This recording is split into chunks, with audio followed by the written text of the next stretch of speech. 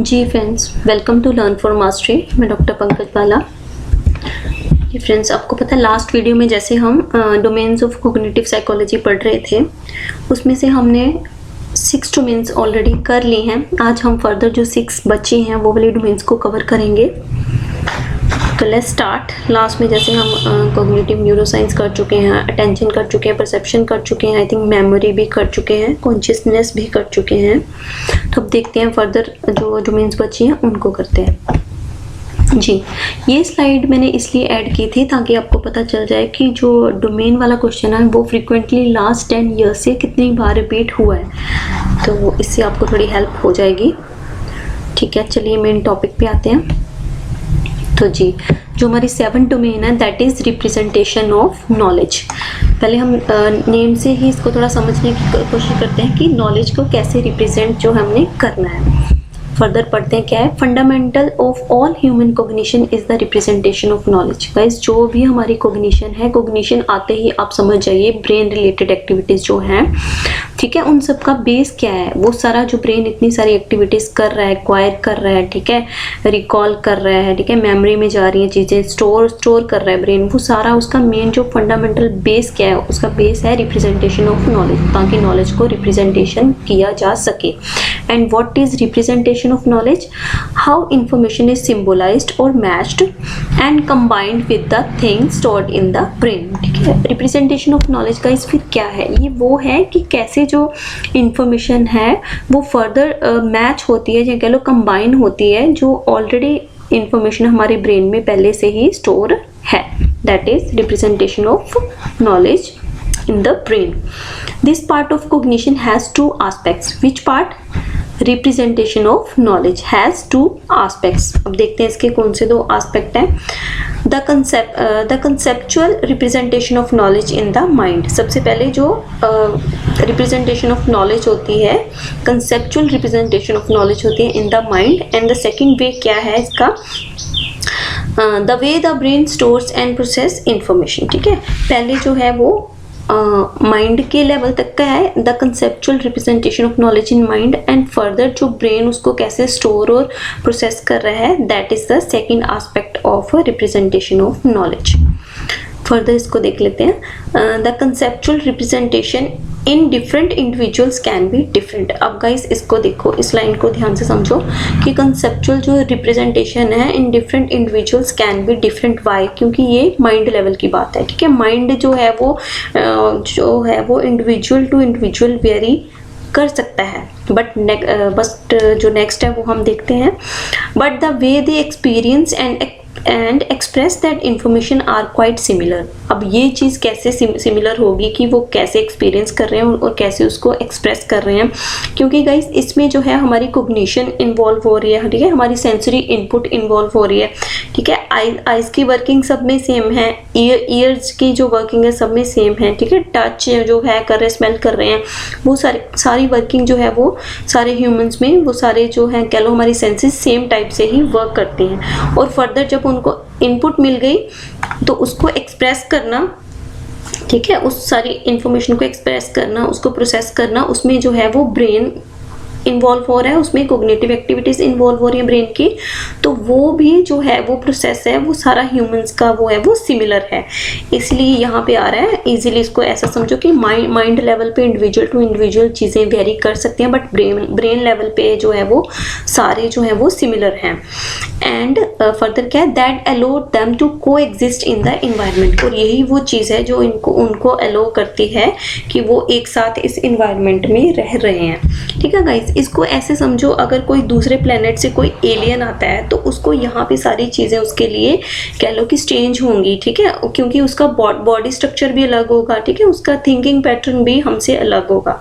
तो यही वो सारी चीज़ें हैं। नेक्स्ट है neurological web and traps experiences and stores information in the form of structures. तो तो is similar in all human brains. ठीक है, इसमें वो फिर से चीज़ वही क्लियर कर रहा है कि जो हमारा न्यूरोलॉजिकल वेब है इनसाइड आवर ब्रेन, वो क्या करता है, वो इंट्रैप करता है, एक्सपीरियंस करता है, स्टोर करता है इंफॉर्मेशन को, but in the form of structures. Structures को गाइस आप ऐसे समझो like small packet of knowledge, जहाँ इनको हम स्कीमास भी कहते हैं। ठीक है, is similar in all human brains. फिर से वही बात है, ये सारी ऑर्गेनाइजेशन जो है, ये सारी स्ट्रक्चर्स जो हैं वो सारे ह्यूमन ब्रेन्स में सेम ही प्रोसेस फॉलो करके बनती हैं। नेक्स्ट पॉइंट देख लेते हैं, इमेजरी। इमेजरी से नाम से फिर से थोड़ा क्लियर हो रहा है कि कुछ मेंटल इमेजेस से ये रिलेट होगा कि ब्रेन में है जो ये जो इमेजेस हैं ये कैसे क्रिएट होती हैं और फर्दर इनकी क्या फंक्शनिंग है। पढ़ लेते हैं। Cognitive psychologists are specially interested in the topic of internal representation of knowledge. ठीक है, कहते हैं कोग्निटिव साइकोलॉजिस्ट जो है उनका एक मेन फोकस रहता है कि जो ब्रेन के अंदर इंटरनल रिप्रेजेंटेशन ऑफ नॉलेज है वो कैसे हो रही है।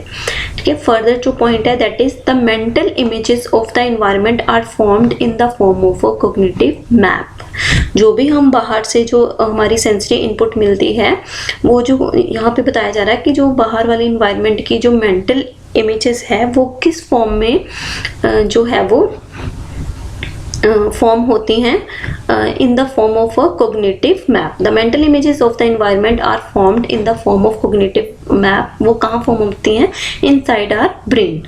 ठीक है, इसको इन्होंने रिलेट करके बताया further, a type of internal representation of juxtaposed building, state science, spotlights and so on. Exactly इन्होंने रिलेट करके बताया है कि जैसे जो है वो हम लोग अपनी सिटी का, अपनी कंट्री का कह लो या किसी भी स्टेट का मैप देखते हैं, in the same way brain में भी जो है वो मेंटल इमेजेस होती हैं जिसको हम नॉर्मल मैप ना बोल के कोग्निटिव मैप बोल देते हैं। फर्दर गाइस आ गया, from the cognitive maps we are able to draw out significant cues. Similarly देखिए गाइस, ये सारा कुछ ये जो डेवलपमेंट हुई है ये ह्यूमन के थ्रू ही हुई है। उसी ने ही एक एक पार्ट को जो है वो ह्यूमन बॉडी के एक एक पार्ट पे रिसर्चेस की हैं, उनको स्टडी किया है ना। ठीक है, तो कहीं ना कहीं जो प्रोसेसेस हैं वो ह्यूमन ब्रेन से ही रिलेटेड हैं। ठीक है, जैसे हमारे सामने एक नॉर्मल मैप है, उससे हमें कुछ क्यूज मिलेंगे, कुछ कह लो कि स्टिमुलाई मिलेंगे, कुछ हिंट्स मिलेंगे अपनी डेस्टिनेशन तक जाने के लिए। सिमिलरली एक पर्टिकुलर कोग्निटिव टास्क को परफॉर्म करने के लिए भी जो हमारे जो ब्रेन में जो मेंटल इमेजेस हैं जिनको हमने कोग्निटिव मैप बोला है, वो भी हमें क्या करती हैं, फर्दर इंफॉर्मेशन को प्रोसेस करने के लिए, रिकॉल करने के लिए, या कह लो ऑर्गेनाइज करने के लिए सिग्निफिकेंट जो है वो क्यूज जो प्रोवाइड कराती हैं। ऑल्दो फर्दर देख लेते हैं क्या, although the experimental study of mental imagery is relatively new to psychology. ठीक है, वो कह रही है साथ के साथ चाहे जो है ये स्टडी जो है कोग्निटिव मैप की, या कह लो कि मेंटल इमेजरी की, ये साइकोलॉजी के लिए न्यू है, but significant research has recently been reported. But इस पे जो है वो सिग्निफिकेंट जो काम वो हो रहा है, जो चल रहा है और हुआ भी है। फर्दर हम देख लेते हैं क्या है। नेक्स्ट जो हमारा ये डोमेन आ गई under cognitive psychology, that is language. अब गाइस लैंग्वेज जो है ये एक मेन पार्ट है हमारी कोग्निशन का। ठीक है, ये कैसे मेन पार्ट है, हमें पता है लैंग्वेज के थ्रू ही हम क्या समझ रहे हैं। ठीक है, क्या जो दूसरे को अपने जो है वो फीलिंग्स एक्सप्रेस करना, ये सारा कुछ लैंग्वेज के थ्रू ही होता है। कि किसी न्यू कंसेप्ट को समझना, ठीक है, किसी लर्निंग होने किसी कंसेप्ट की, किसी चीज़ को एक्वायर करना, that is also based on language. तो इसको देख लेते हैं। One form of knowledge shared by all human societies is the knowledge of language. ठीक है गाइस, ये बड़ी इंटरेस्टिंग सी बात आ गई कि हमें सबसे पहले तो ये कंफर्म है कि जो लैंग्वेज है वो भी एक टाइप की नॉलेज है जो हमारे ब्रेन में स्टोर है। ठीक है, तो ये ऐसा कंसेप्ट है जो जितनी भी ह्यूमन सोसाइटीज हैं, जितनी भी कंट्रीज हैं, उनमें ये एक कॉमन जो है वो कंसेप्ट है लैंग्वेज का। ठीक है, चाहे लैंग्वेजेस जो हैं वो डिफरेंट हैं, बट एक कंसेप्ट लैंग्वेज का सबका है। ठीक है, चाहे country to country language vary करती है, बट फिर भी सब में अपने कह लो कि आप कम्युनिकेट करने के लिए एक जो है लैंग्वेज जो है एक टाइप की नॉलेज है जो हमारे ब्रेन में स्टोर है। Language is the principal means to acquire and express knowledge. फिर से वही बात होगी कि नॉलेज को एक्सप्रेस और एक्वायर करने के लिए ये जो लैंग्वेज ही है जो एक कह लो कि प्रिंसिपल, एक प्राइमरी हमारे पास सोर्स है। Thus the study of how language is used is a central concern of cognitive psychology। Sorry, क्योंकि ये एक मेन पार्ट आ गया हमारा, ये जो है हमारी कॉग्निशन का एक मेन पार्ट है, इसीलिए इसको बोला है कि फर्दर जो है हम कैसे कॉग्निटिव साइकोलॉजी में इसको वास्टली पढ़ रहे हैं। ठीक है, the study of how language is used is a central concern of cognitive psychology. Cognitive psychology में लैंग्वेज को लेके एक प्रॉपर एक सिग्निफिकेंट कंसर्न है और इस पे भी फर्दर इस डोमेन पे भी काफ़ी अच्छा जो है वो काम हो रहा है।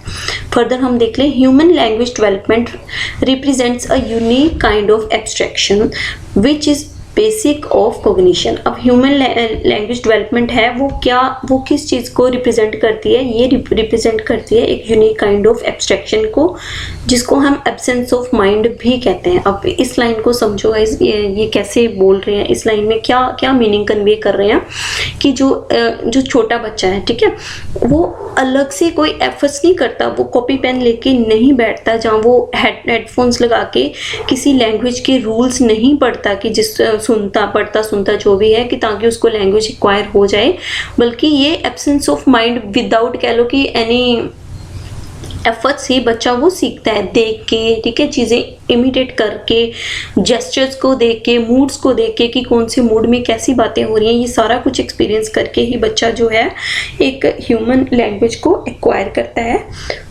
तो ये एक क्या उन्होंने बोल दिया, यूनिक काइंड ऑफ एब्स्ट्रैक्शन है, जिसमें माइंड जो है वो एक तरह से एब्सेंट रहता है, वो अलग से एफर्ट्स नहीं करता, वो नेचुरली जो है वो आ रही है।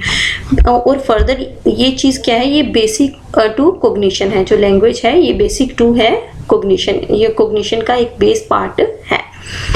Language processing is an important component of information processing and storage. Further जो जितना भी हमारे ब्रेन में इंफॉर्मेशन प्रोसेसिंग होती है, स्टोर होती है, उसका एक मेन पार्ट जो है वो क्या है गाइस, वो लैंग्वेज है, वो तो होना ही है। क्यों? क्योंकि हम देखो हम बचपन से लेके आज तक जो है, जो भी लैंग्वेज में हम रीडिंग करते हैं, जब कुछ भी किसी से बात करते हैं, तो कभी ना कभी ऐसा आता है टाइम जब हमें न्यू वर्ड्स भी सीखने को मिलते हैं। तो फिर लैंग्वेज जो है वो एक इम्पॉर्टेंट पार्ट ही है हमारी इंफॉर्मेशन प्रोसेसिंग का और स्टोरेज का, क्योंकि नए इसमें कह लो कि थिंग्स जो है वो हमारी ब्रेन स्टोरेज में जुड़ती जाती हैं रिगार्डिंग टू लैंग्वेज। फर्दर आ गया, language also influences perception, a fundamental aspect of cognition. Language जो फर्दर है हमारी परसेप्शन को भी कहीं ना कहीं अफेक्ट करती है, कहीं ना कहीं इन्फ्लुएंस करती है। अब गाइस परसेप्शन में हमने क्या पढ़ा था कि सेंसेस के थ्रू जो भी हमारे सामने कोई सिचुएशन है उसको हम कैसे समझते हैं, कैसे उसको एक्वायर करते हैं, दैट इज परसेप्शन। और इसमें लैंग्वेज का भी बहुत बड़ा रोल है, ये आप रोल है। ये इस चीज़ को समझना है तो आप ऐसे समझो, जैसे कह लो कि अगर आप किसी फॉरेन कंट्री में जा रहे हो, ठीक है, अगर तो आपको वहाँ की नॉलेज जो है वो पहले से ही आती है, नॉलेज बोल रही हूँ, जहाँ अगर आपको वहाँ की जो लैंग्वेज है वो पहले से ही आपको आती है, तो वहाँ जाके आपको इतना मतलब डिफ़िकल्टी नहीं आएगी, आप इजीली वहाँ के रूल्स एंड रेगुलेशंस को समझ सकते हो, वहाँ की चीज़ों को इजीली परसीव कर सकते हो। ठीक है, तो यही था इसमें सारा लैंग्वेज वाले पॉइंट में। नेक्स्ट हम लोग देख सकते हैं, next point is developmental psychology. Developmental psychology guys क्या है? It is also another important area of cognitive psychology that has been intensely studied. Fastly इसमें कह लो कि तीव्रता से इस फील्ड में भी काम हो रहा है। तो नेक्स्ट हम देखते हैं कैसी चीज़ें इसमें। Recent studies and theories in developmental cognitive psychology have expanded our understanding of how cognitive structures, ये cognitive structures की बात हमने पीछे भी की है कि जो है वो small packets of information में इसकी बात की थी, ये वही है। तो developmental psychology इसी फील्ड में बात कर रही है कि कैसे जो ये mental कह लो मॉडल हैं, ये स्कीमाज हैं या जो cognitive structures हैं ये डेवलप होते हैं, ये फॉर्म होते हैं inside our brain. I hope आपको समझ आ रही है। नेक्स्ट हम पॉइंट देख लेते हैं डोमेन का, थिंकिंग एंड कंसेप्ट फॉर्मेशन। अब गाइस थिंकिंग देखो, थिंकिंग तो है जो वो मेन जो है ब्रेन एक्टिविटी है, हम कुछ ब्रेन की जो सबसे मेन कह लो कि जो हमारे सामने कॉग्निटिव परफॉर्मेंस निकल के आती है, that is thinking. Thinking is the crown jewel of cognition, ठीक है। Thinking is the process by which a new mental representation is formed through the transformation of information, ठीक है।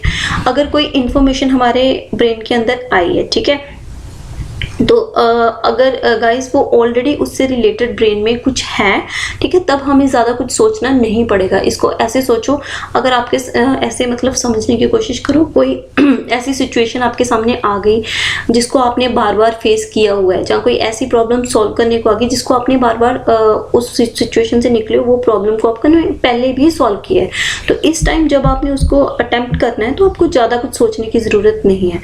But in case of new situation, new problem, you will have to think.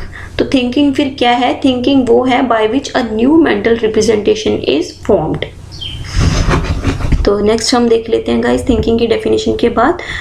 Thinking फिर क्या है? An ability to think and form concepts is an important aspect of cognition. Further फिर से cognition का तो ये मेन एक कह लो कि सिग्निफिकेंट पार्ट रहना ही है, क्योंकि थिंकिंग पे ही बेस्ड है, जिससे हम न्यू जो है मेंटल रिप्रेजेंटेशन हमारे जो है ब्रेन में वो डेवलप होती हैं। न्यू जो है वो कंसेप्ट हमारे ब्रेन में स्टोर होते हैं, प्रोसेस होते हैं। फर्दर आ गया, similar concepts help in the understanding and processing of information. That is also clear कि जो सिमिलर कंसेप्ट होते हैं वो हेल्प करते हैं किसी भी इंफॉर्मेशन को अंडरस्टैंड करने के लिए और प्रोसेस करने के लिए। इसको इजीली जो डेली लाइफ एग्जांपल से ऐसे समझो कि अगर किसी को बाईसाइकिल जो है वो ड्राइव करना आता है, चलाना आता है, तो फर्दर उसको टू व्हीलर चलाने में, उसको बैलेंस करने में कुछ इतनी ज़्यादा डिफिकल्टी नहीं आती, क्योंकि उसका कंसेप्ट उसको पहले ही पता है कि इसको कैसे मैनेज करना है। नेक्स्ट आप देख लो, there is a lot of reliable content about laws and processes of concept formation. तो गाइस इसमें ज़्यादा कुछ नहीं, यही बताया कि अगर किसी ने कंसेप्ट फॉर्मेशन के फील्ड में फर्दर नेक्स्ट कुछ हायर स्टडीज़ करनी है, तो कॉग्निटिव साइकोलॉजी में इस पे बेस्ड काफ़ी सारे लॉज हैं, प्रोसेसेस हैं, मीन्स इस फील्ड में काफ़ी काम किया जा चुका है और फर्दर किया जा भी रहा है।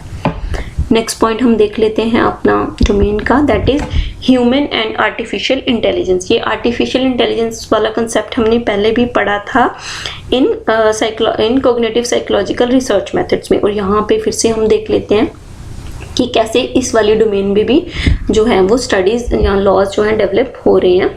Human intelligence includes the ability to acquire, recall and use knowledge to understand concrete and abstract concepts. ये चीज़ आपको क्लियर है गाइस कि ये जो सारे कंक्रीट या एब्स्ट्रैक्ट कंसेप्ट्स हैं, इनको एक्वायर, रिकॉल और फर्दर यूज़ करने के लिए जो है ह्यूमन इंटेलिजेंस जो है वो इन्वॉल्व होती है।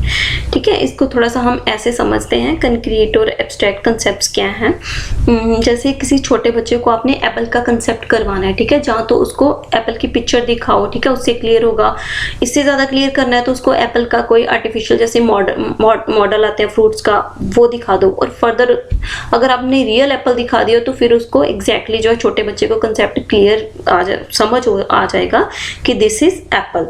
तो फर्दर जो एब्स्ट्रैक्ट कंसेप्ट आ गया वो आ गया हमारे जैसे स्टूडेंट्स को, हमने छोटे बच्चों को हमने अल्फ़ाबेट सिखाने हैं, तो लेटर जो ए है, लेटर ए वो उसके लिए एक एब्स्ट्रैक्ट थिंग है।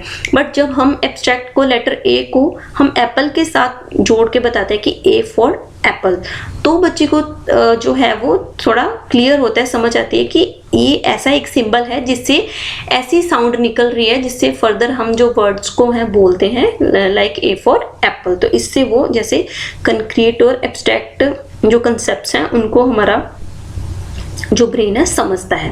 फर्दर ह्यूमन इंटेलिजेंस की फर्दर क्या और हैं activities, to find the relationship among objects and ideas, to understand a language, to follow instructions, to convert verbal descriptions into actions further, and to behave according to the rule and to use knowledge in the meaningful way. These all are human intelligence activities. Further हम देख लेते हैं इस वाली domain में क्या है। The specialty within the computer science called artificial intelligence has had a major influence on the development of cognitive science, ठीक है। इन्होंने बोल दिया जो कंप्यूटर साइंस का ही एक पार्ट है आर्टिफिशियल इंटेलिजेंस, उसका एक मेजर इम्पैक्ट है in the development of cognitive science. वो हम देख लेते हैं कैसे है।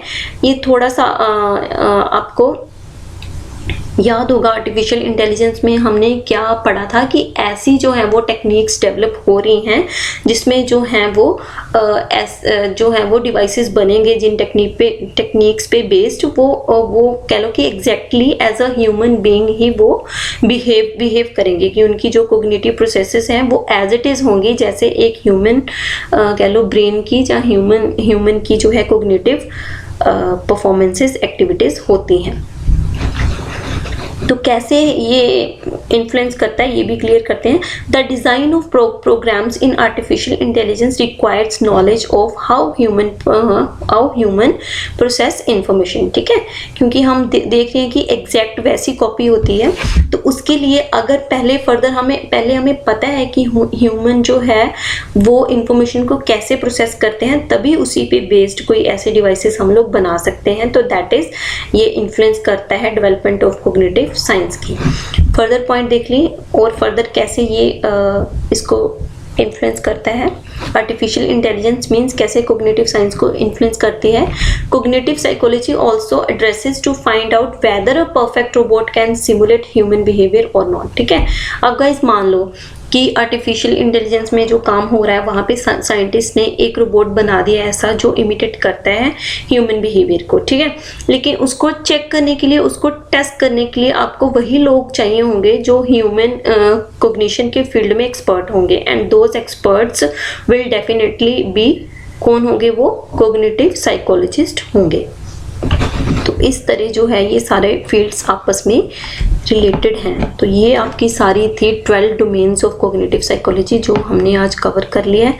और गाइस आगे जो मैंने थोड़ी सी कोशिश की है एक फ़नी निमोनिक बनाने की जिससे आपको इजीली ये सारे 12 डोमेन्स याद हो जाए। थोड़ा सा फ़नी लगेगा आपको बट फिर भी मैंने कोशिश की है। हाँ, और साथ में ये भी है अगर आपको इनसे बेटर जो टैगलाइन कोई मिले इनको याद करने के लिए तो प्लीज़ कमेंट में वो शेयर करना। मैंने जैसे क्या बनाया वो आपसे शेयर करती हूँ।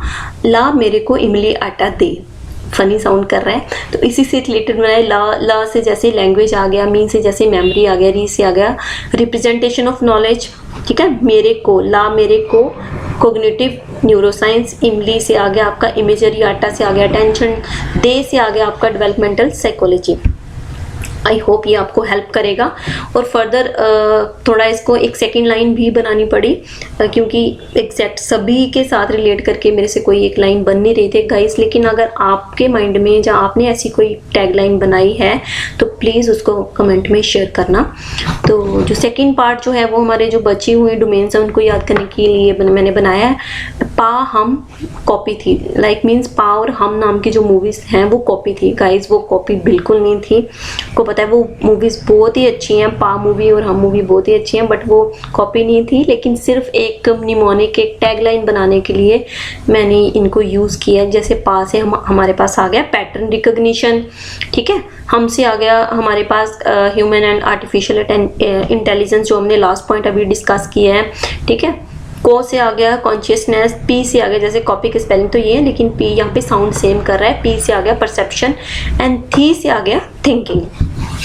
तो गाइस आई होप आपको ये जो वीडियो है ये आपको हेल्प करेगी। और अगर आपको ये वीडियो अच्छी लगी है तो please like and share it, also comment on it and further channel को सब्सक्राइब करना। और हाँ, आपकी कोई भी क्वेरीज हैं तो उसको प्लीज़ डिस्कस करना कमेंट्स में। तो ठीक है, हम नेक्स्ट वीडियो में एक न्यू क्वेश्चन लेके आएंगे। तो till then okay, keep smiling and keep studying, bye.